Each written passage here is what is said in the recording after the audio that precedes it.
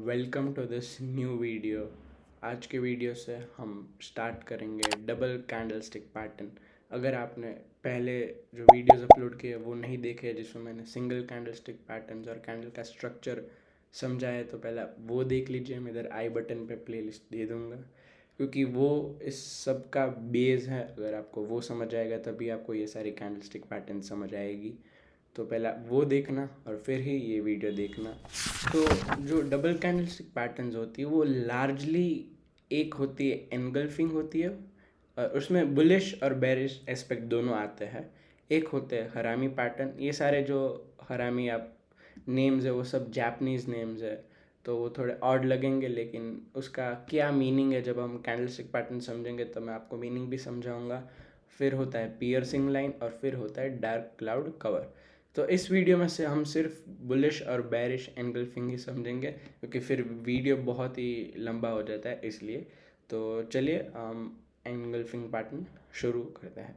जब भी हम एनगल्फिंग पैटर्न की बात करते हैं तो पहले भी हम बुलिश एनगल्फिंग पैटर्न समझते हैं। ये एक रिवर्सल पैटर्न है, ठीक है, और ये फॉर्म होती है आफ्टर डाउन ट्रेंड। मतलब क्या कि अगर ये डाउन ट्रेंड चल रहा है और इधर का ही आपको वो पैटर्न दिख रहा है कौन सा, तो कि बुलिश एनगल्फिंग, तो प्रोबेबिलिटी है कि प्राइस रिवर्स करके ऊपर जा सकता है। अभी ये जो पैटर्न है कैंडलस्टिक पैटर्न क्या है वो अभी हम समझते हैं। तो ये जो आप देख रहे हो ये बुलिश एनगल्फिंग का स्ट्रक्चर होता है। अभी इसको आप देखिए, अभी डाउन ट्रेंड चल रहा था, ठीक है, डाउन ट्रेंड चल रहा था और लेट्स से कि डाउन ट्रेंड में ये रेड कैंडल फॉर्म हुई, लेकिन उसके बाद इतनी बड़ी ग्रीन कैंडल फॉर्म हुई। तो उसका मतलब क्या है वो समझते तब आपको कैंडलस्टिक पैटर्न समझ आ जाएगा।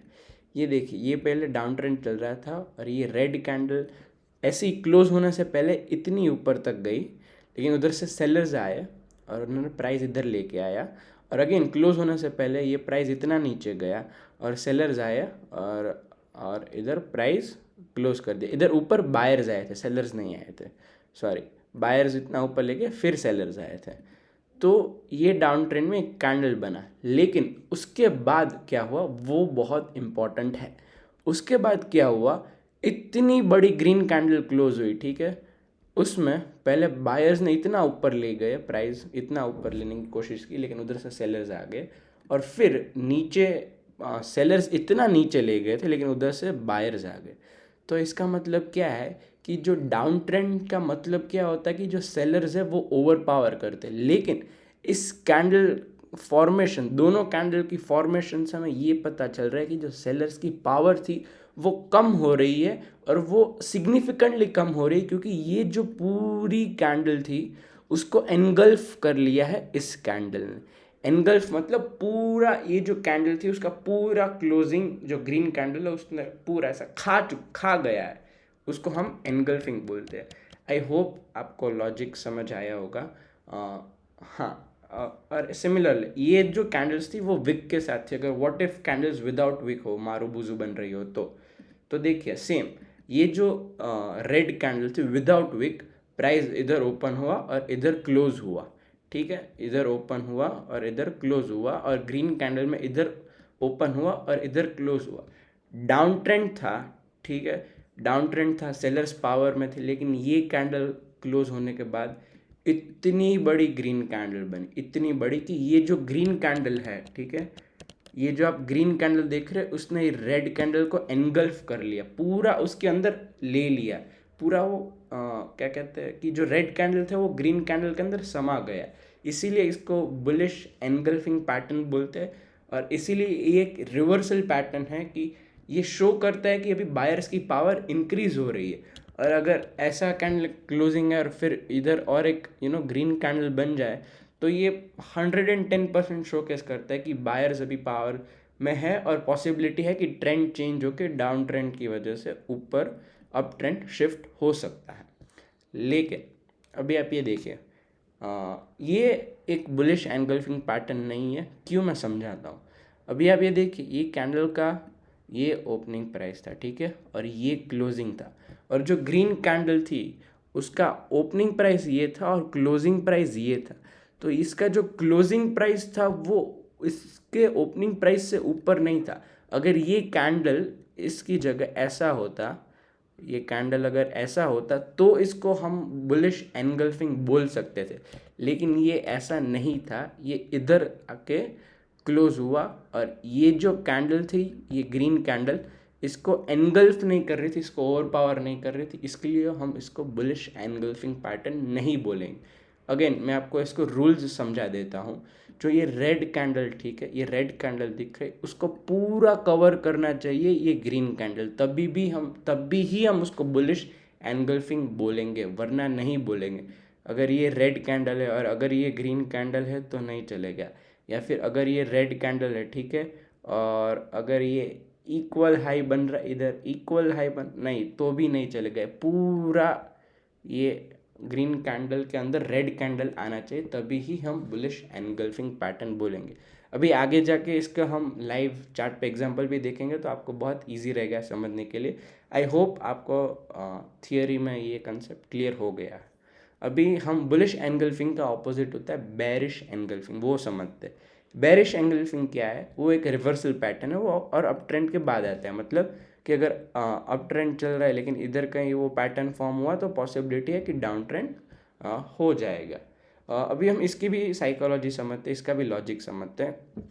पहले आप ये कैंडल देख लीजिए, ये जो फर्स्ट कैंडल है, ठीक है, ये ऐसे क्लोज हुई थी, लेकिन क्लोजिंग होने से पहले बायर्स इतना प्राइस ऊपर ले गए थे, लेकिन इधर से सेलर्स आए और सेलर्स इतना नीचे ले गए, लेकिन इधर से बायर्स आके प्राइस ऊपर क्लोजिंग दिया। अभी ये याद रखना कि ये अप ट्रेंड था, यानी कि सेलर्स नहीं बल्कि बायर्स पावर में थे, ठीक है। और इस कैंडल के बाद ऐसी कैंडल बनती है जिसमें पहले बायर्स इतना ऊपर ले गए, लेकिन उधर से भी सेलर्स ने नीचे लेके गए प्राइस।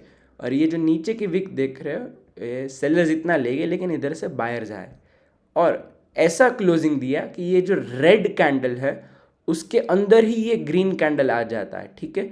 मतलब ये जो रेड कैंडल है उसने एनगल्फ किया है ग्रीन कैंडल को, इसीलिए हम इसको बेरिश एनगल्फिंग बोलते हैं। आई होप आपको लॉजिक समझ आया होगा कि ये जो रेड कैंडल है इसने इतना बड़ा क्लोजिंग दिया कि ये जो ग्रीन कैंडल था वो उसके अंदर ही क्लोज हो चुका। इसको हम इनसाइड कैंडल भी बोल सकते हैं, लेकिन ये जो दोनों आप कैंडल को अगर साथ में देखेंगे तो इसको बेरिश एनगल्फिंग कैंडलस्टिक पैटर्न बोलते हैं। सिमिलर वे में अगर ये जो सिनारियो है इसमें कोई विक नहीं है, तो ये जो रेड कैंडल ग्रीन कैंडल था इसका ओपनिंग प्राइस ये और क्लोजिंग प्राइस ये, तो इधर से क्लियरली देख सकते हैं कि बायर्स बहुत स्ट्रांग था और ये मारूबुजू कैंडल बना दी।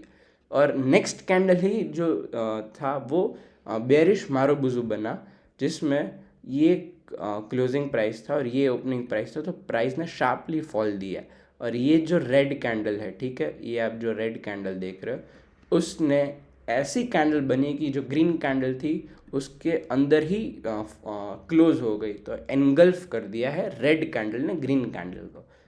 और अगर सेम वे में अगर ये जो आप ग्रीन कैंडल देख रहे हो, ठीक है, लेकिन ये जो रेड कैंडल है वो ग्रीन कैंडल के ऊपर क्लोजिंग नहीं दे रहा है, इसीलिए इसको हम बेरिश एनगल्फिंग पैटर्न नहीं बोलेंगे। इसके भी रूल्स सेम है। अगर ये आप इधर ग्रीन कैंडल देख रहे हो लेकिन रेड कैंडल उसके ऊपर क्लोजिंग नहीं दे रहा है, तो वो बेरिश एनगल्फिंग नहीं कहा जाएगा। बेरिश एनगल्फिंग तभी कहा जाएगा ये ग्रीन कैंडल है, रेड कैंडल पूरा इसको क्लोज कर रहा है, पूरा इसको अपने अंदर ले रहा है, मतलब कि जो रेड कैंडल है उसके अंदर ही ग्रीन कैंडल आ रही है, तभी हम उसको बेरिश एनगल्फिंग बोलेंगे। तो ये था थियरी पार्ट। आई होप आपको समझ आया होगा। अगर आपको समझ नहीं आया तो आप प्लीज़ थोड़ा एक बार फिर से देखिए, अपने नोट्स बनाइए। तो अभी हम इसको लाइव चार्ट पे भी देखते हैं, तो चलिए इसका लाइव चार्ट में एग्जांपल देखते हैं। तो ये बजाज फाइनेंस का चार्ट है 5 मिनट्स के टाइम फ्रेम पे। और एक चीज़ मैं आपको बताना भूल गया कि अगर जो बुलिश एनगल्फिंग है वो उसका जो फॉर्मेशन है वो नीचे होना चाहिए, यानी कि जो डाउन ट्रेंड था उसके बाद ये नीचे फॉर्म होना चाहिए, तो ही ये इफ़ेक्टिव रहेगा। और जो बेरिश एनगल्फिंग है वो अप ट्रेंड के बाद इधर ऊपर फॉर्म होना चाहिए, तभी ही वो इफ़ेक्टिव रहेगा। अगेन लोकेशन बहुत इंपॉर्टेंट है जो मैं बताना भूल गया, तो ये एक चीज़ आप नोट कर लेना।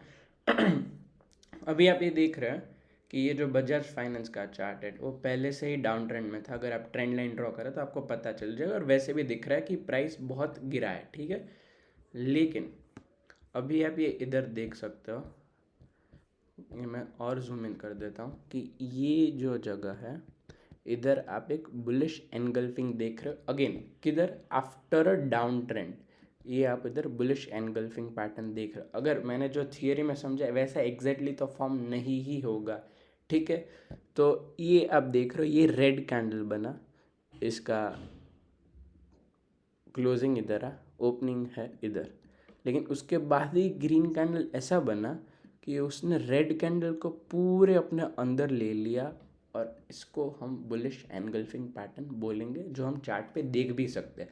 और अगर हमें कंफर्मेशन चाहिए कि हाँ बायर्स क्यों आ गए, कैसे आ गए, तो और तो हम देख सकते हैं कि उसके नेक्स्ट वाला कैंडल भी उससे ऊपर क्लोजिंग दिया, यानी कि ये बोल सकते हैं कि हाँ बायर्स धीरे धीरे आ रहे हैं अपना पावर शो करने, और पॉसिबिलिटी है कि ट्रेंड चेंज हो सकता है। और आप देख रहे हो कि for a short period of time trend change हुआ भी था, प्राइस ऊपर भी गया था, ठीक है। लेकिन अगर अगेन आप इधर देखेंगे तो ये जो है, ये बुलिश एनगल्फिंग पैटर्न आपको इधर भी दिख रहा है। तो आपके माइंड में क्वेश्चन आएगा कि बुलिश एनगल्फिंग पैटर्न दिखा तो प्राइस तो ऊपर जाना चाहिए, लेकिन इधर तो हम देख सकते हैं कि प्राइस बहुत ही नीचे गिर गया।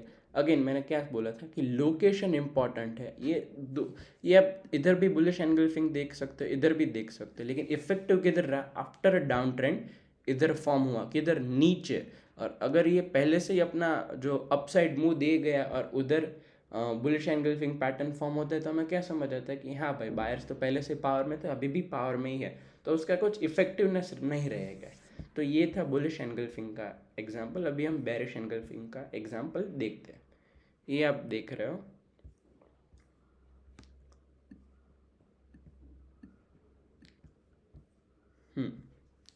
ये आप देख सकते हो, सेम बजाज फाइनेंस का चार्ट है।